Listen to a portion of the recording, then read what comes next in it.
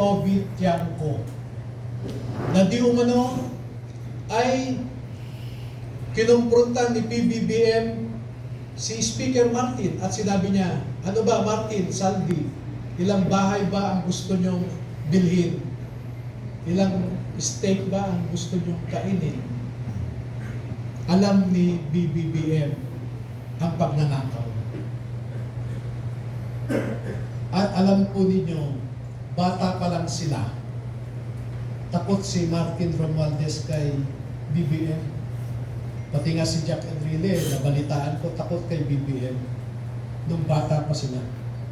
Sa tingin nyo ba, kikilos si sino man dyan na hindi alam o hindi inutos ni BBM? Pero marami pa po kaming ilalabas na mga datos na gaya ng sabi ko kanina, hayaan nyo muna kaming ilahad lahat ng mga ito at nung iba pa naming mga ebidensya sa ombudsman. No? Because as a lawyer, I want to hold on to that flicker of hope that certain institutions are still functioning. Sorry, ma'am, sorry, sundatin ko lang ng isang follow-up. Attorney, ano pong garantisya na meron tayo na uusad po yung ating pagtungo sa ombudsman? Dahil alam naman po natin hindi yan uusad. Sana po sa amin ng mga Pilipino ninyo, nakaharap nyo ngayon, ninyo ilahad ang mga dokumento niya. Alam ko po yung concern natin na ganyan. Pero pagbigyan nyo lamang kami na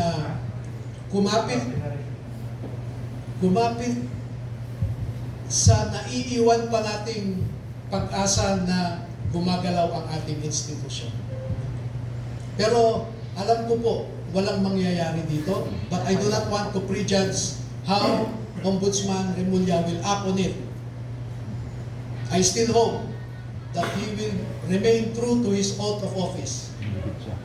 Pero kung hindi natin makamtan ang hustisya sa remaining 2 years and 3 months of the Marcos administration, at least na i-file natin sa ombudsman, bubuhayin natin yan sa susunod na administrasyon kung papayag din yung susunod na administrasyon sa atin.